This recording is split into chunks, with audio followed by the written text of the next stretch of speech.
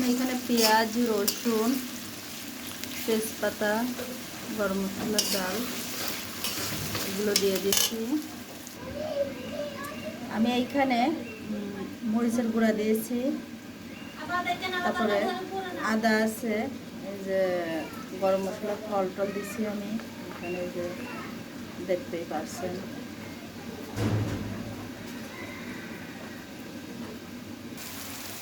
এই দেখেন আমার মরিচ পেঁয়াজগুলো একটু বাদামি কালার হওয়া ধরছে। এখন একটু হলুদের গুঁড়া দিলাম, লবণ দিলাম। এই দেখেন আমার পেঁয়াজ রসুন দেখেন বাদামি কালার হয়ে গেছে। এখন আমি মশলাগুলো দিয়ে দিব।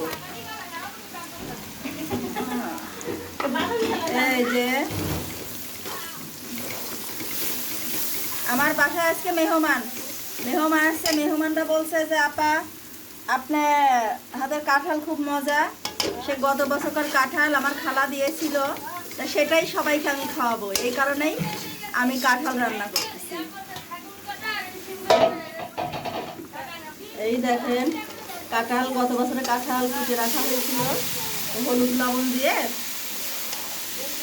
জাল দেওয়া হয়েছিল, লবণটা দেওয়া হয়েছিল হালকা। কাঁঠাল, এই দেখেন কাঁঠাল।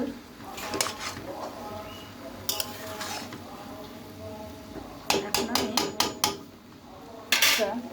ঢাকনা দিয়ে ঢেকে দেব।